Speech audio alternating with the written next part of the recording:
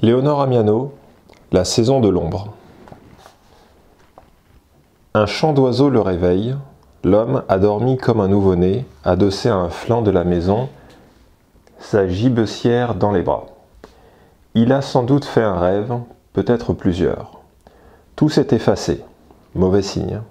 Chez lui, on pense que celui qui ne rêve pas a cessé de vivre.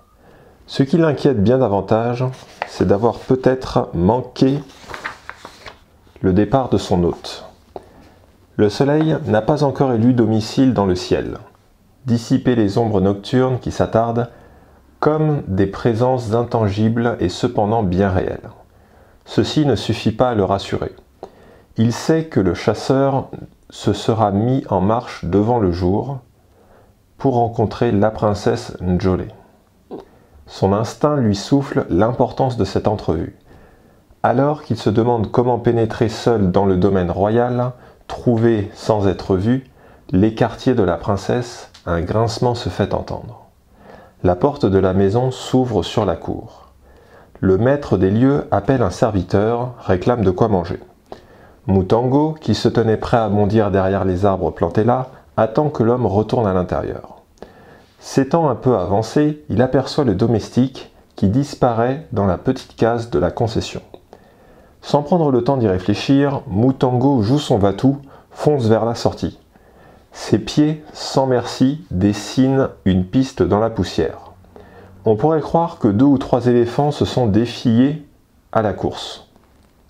Par contre, une brise matinale fait se lever, tournoyer les particules de terre, effaçant la formidable empreinte de ses pas. Il n'a jamais couru ainsi, ventre à terre, le vent lui soufflant dans les oreilles, agrippant d'une main le bas de son habit. Une fois dehors, il a l'impression que son cœur lui remonte dans la gorge, que ses poumons sont des outres vides dans sa cage thoracique. Titubant vers un buisson d'épineux qui pousse le long du chemin, le notable Mulango dissimule tant bien que mal son corps massif, tente de reprendre son souffle en silence. Caressant sa gibecière, il se félicite de ne pas l'avoir abandonné derrière lui. Sous peu, son absence sera remarquée, perçue comme un affront. Son hôte l'avait prié de ne pas quitter la concession sans qu'il se soit vu. Mutango sait qu'il ne pourra revenir ici. Les quelques morceaux de singe boucané qu'il lui reste seront d'un grand secours. En ce moment, il constitue son unique patrimoine. La cité baigne encore dans l'obscurité lorsque le chasseur sort. L'homme, qui a revêtu le costume des mâles de son peuple, apparaît, la taille ceinte de perles de graines. La lame, large et arrondie d'un couteau d'apparat, accroché à sa ceinture, lui tombe en haut de la cuisse droite. Elle brille d'un éclat tel qu'on croirait une étoile tombée du ciel. Bwemba porte aussi un couteau de jet à 3 lames, dont 2 incurvées. La troisième, plus petite, a la forme d'une pointe de saguet. Elle se trouve tout près du manche, ne laissant que peu d'espace à la main. Le simple fait de tenir une telle arme requiert du sang-froid. Mutango ne se laisse pas impressionner. Ses yeux se fixent dans les lanières de cuir qui se croisent sur la poitrine et dans le dos du chasseur. Il le laisse prendre un peu d'avance. Le suit en se cachant de son mieux derrière les fourrés, les greniers proches des habitations. Les 2 hommes passent devant des maisons closes. Parfois, on entend une voix, des bruits d'ustensiles de cuisine, s'entrechoquant, des pleurs d'enfants. Le chasseur fait halte devant une concession qu'entoure un mur d'enceinte. Cette clôture indique le rang élevé de ceux qui vivent là. Cependant, le gros en est certain, il ne s'agit pas du domaine royal. La demeure devant laquelle se trouve Bwemba jouxte des logements tout à fait communs. Lorsque le chasseur pénètre dans la cour, Mutango ne sait s'il doit également s'y engager ou s'il faut attendre que l'homme ressorte poursuive sa marche vers le domaine royal. S'approchant de l'entrée, il constate ce qui l'intrigue. Que le mur n'abrite pas plusieurs maisons, mais un bâtiment unique, assez petit d'ailleurs, qui ne peut servir à loger des personnes de haute caste. Il n'y a ni garde en vue, ni torche dans les braises, à présent refroidies, auraient servi à l'éclairage nocturne. À croire que nul ne réside ici. Le notable Moulongo se glisse prudemment dans les lieux, Bwemba frappe à la porte, semble dire quelque chose, s'écarte, contourne la bâtisse. Bientôt, une silhouette féminine apparaît. Sans la reconnaître vraiment, il est trop loin pour cela. Mutongo comprend que la bienséance interdit à la princesse et aux chasseurs de se rencontrer seuls dans un espace clos. Pour que l'honneur soit sauf, leur conciliabule se tiendra hors les murs. C'est le moment d'approcher, de découvrir ce qui se trame. La princesse, puisqu'il s'agit bien d'elle, est assise face aux chasseurs. Tous deux sont installés derrière la maison, sous un auvent que soutiennent de hauts piliers. Là, Bwemba se livre au plus étonnant des comptes rendus, si bien que Mutongo doit se mordre la langue pour ne rien dire, se tenir les côtes pour ne pas bondir sur le champ. « J'ai agi comme convenu, Altesse, » dit le chasseur. Le préposé au commerce des Moulongo a souhaité savoir ce qu'étaient devenus les mâles que nous avons capturés. C'est un homme rusé. Aussi ne m'a-t-il pas posé la question en ces termes, se contentant de me demander si je n'avais pas vu passer une colonne d'hommes sur nos terres. Je lui ai répondu, il m'a offert un coutelas, me laissant croire que leur ministre des cultes avait officié pour charger l'arme. Or, il mentait. La femme hocha la tête. Alors, nous ne pouvons placer notre confiance en cet individu pour accomplir ce que nous avons projeté. D'ailleurs, pourquoi est-il ici? Le chasseur hausse les épaules, il ne s'attendait pas à ce que le notable Moulongo veuille le suivre. Il a commencé à s'exciter en entendant parler des hommes aux pieds de poule, s'est mis en tête quelques lubies.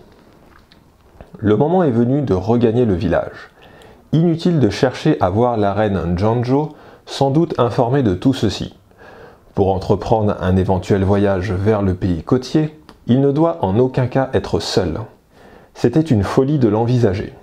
Alors qu'il s'apprête à rebrousser chemin, un bout de métal pointu lui pique le bas du dos. Une voix féminine ordonne « Avance !» On le pousse sous l'auvent. En cet instant précis, toutes les incantations apprises, maintes fois répétées, s'évadent. Mutongo ne ressent rien, que la faim qui lui tord les boyaux, tandis qu'une seule pensée résonne en lui. Ne sais-tu pas que les Bwélés ont jeté sur nous leurs filets?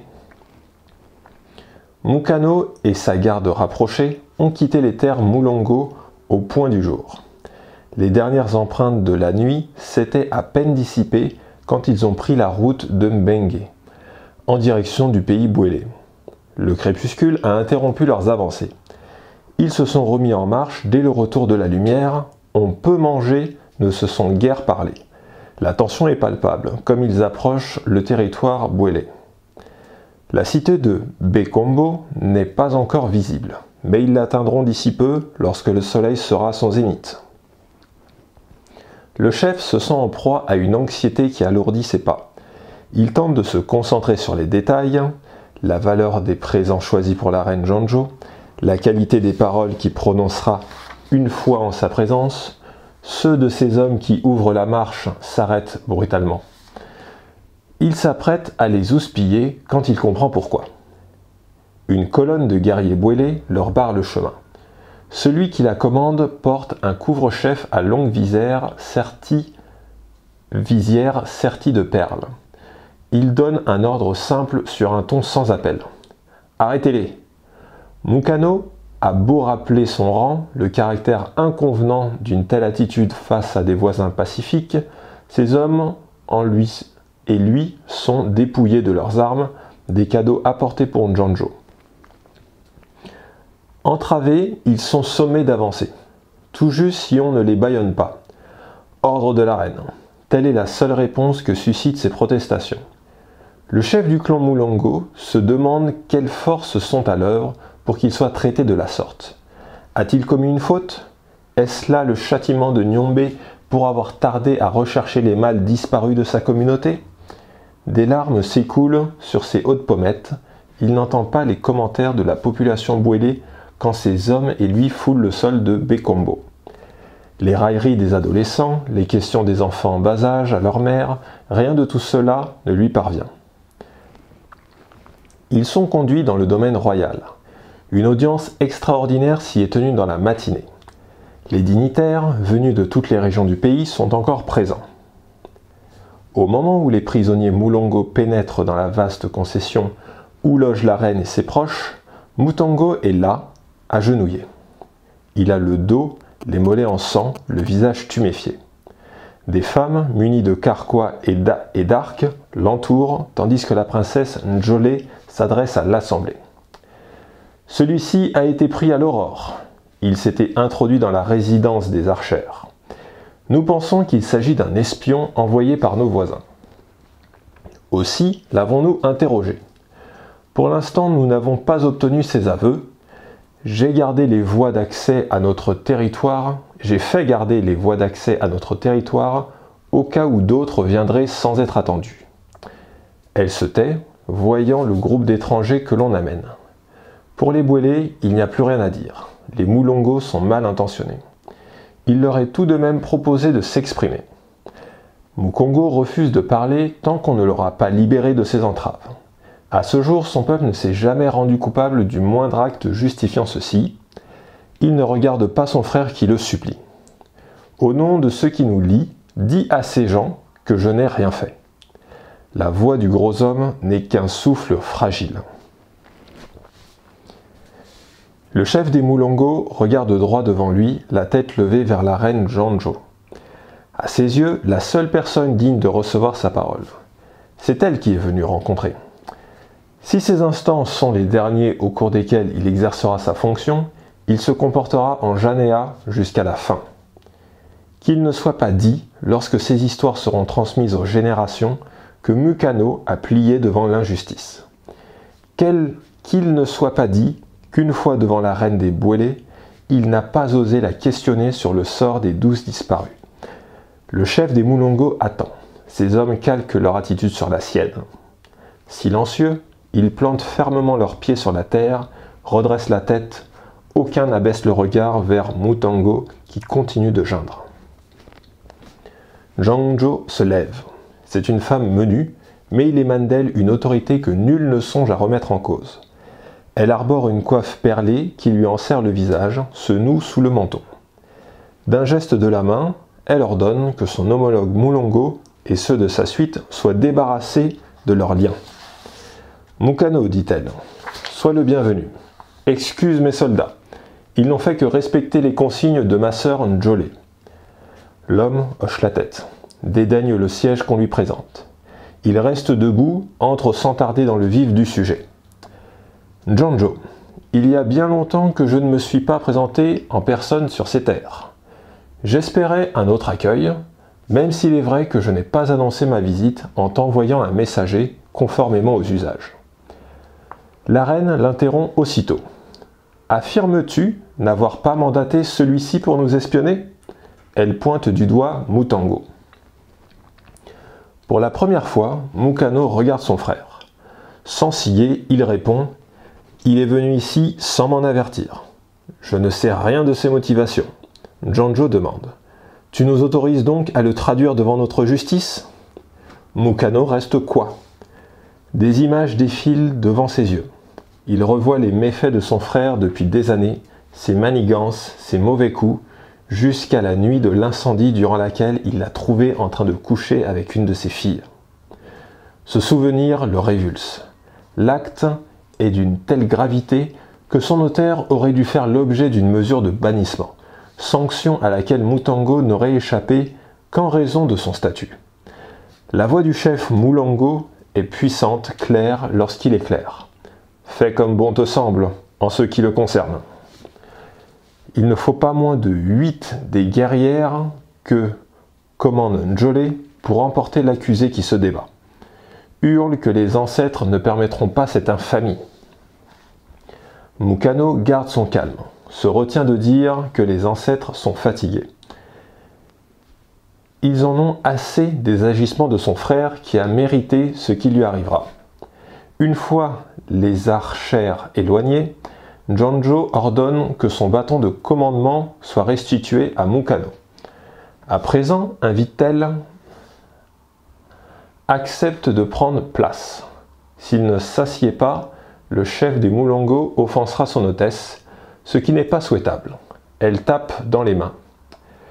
Nous allons d'abord nous restaurer. Mon conseil et moi avons eu fort à faire depuis le lever du jour. Nous n'avons encore rien pris. Le chef profite de cet instant pour faire déposer ses présents au pied de la chaise d'autorité qu'occupe la reine. Ces hommes les récupèrent auprès des soldats. Les paroles d'usage ne sont pas prononcées. Les bénédictions habituelles ne sont pas prononcées. Janjo ne s'extasie pas devant les objets qui lui sont offerts. Rien ne se déroule selon les règles. Au fond de son cachot, Mutango fulmine de rage. Sa colère est si vive qu'il n'est pas capable de réfléchir aux moyens de s'en sortir. L'intensité du choc lui fait oublier la plus petite incantation. On a jeté le contenu de sa gibecière. Les Bwélé ne mangent pas le singe. Une des guerrières lui a lancé « Vous êtes vraiment des sauvages. Nous devrions vous soumettre pour vous apprendre à vivre. » Elle a conclu « Nous l'aurions déjà fait, je pense, si vos terres n'étaient pas inaccessibles pendant les saisons pluviales. La circulation doit rester possible entre toutes les régions du pays. » Mutango gît sur le sol. Chaque parcelle de son corps le fait souffrir. La faim lui brouille l'esprit. Il tente néanmoins de se remémorer les événements des jours écoulés pour déceler l'erreur commise, ne voit pas. Quelque chose lui échappe. Il ignore quoi. Son seul œil encore ouvert, l'autre est sévèrement poché, erre dans la pièce sombre si basse de plafond qu'il ne pourrait y tenir debout.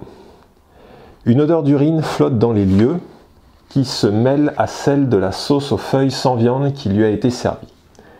La femme qui la lui a apportée a dit « Mange, nous ne voulons pas ta mort. » Dans ce cas, que désire-t-elle? Il aimerait mieux mourir que connaître la réponse. S'il avait pu se douter, en s'introduisant dans cette concession au petit jour, qu'il abritait une garnison de soldats. Engeance sacrilège s'il en est. Il aurait sans doute pris le chemin du retour. Quand sa présence sur les lieux a été découverte, sa vie s'est transformée en cauchemar. Si ces femmes ne le tuent pas, il a tout à craindre. Les pensées du gros homme tournoient dans sa tête sans se poser lorsqu'une voix lance « Fils de Mulongo, je ne te demande pas comment tu as quitté la nuit. Il est peu probable que tu en sortes dorénavant. Nos archères vont te plonger dans les ténèbres pour l'éternité. Tu mérites donc un ultime présent de ma part. Si tu as des questions, je suis prêt à y répondre. » Bwemba se tient dans l'abrasure de la porte. Mutango ne pense pas un instant le renverser pour prendre la fuite. Il aurait à peine fait un pas vers l'extérieur que les femmes lui tomberaient dessus. Son œil valide glisse sur le visiteur. Ce n'est pas uniquement parce qu'il est à terre que le chasseur lui paraît plus grand. C'est parce qu'il a de l'avance sur lui depuis le début. Non, il ne l'interrogera pas. Ferme l'œil. Cependant, Bwemba a envie de parler. Bras croisés, sourire aux lèvres, il raconte la nuit du grand incendie. Décrit l'opération menée par ses hommes alors que la population Mulongo dormait. Il n'a pas été difficile de mettre le feu aux habitations. Elles sont tellement rudimentaires avec leurs toits en feuilles de lande séchées, leurs piliers de bois. Les Bwélé ont bien ri, en voyant leurs voisins prendre la fuite comme des insectes. Lui-même était présent, quand 12 mâles Mulongo ont été pris.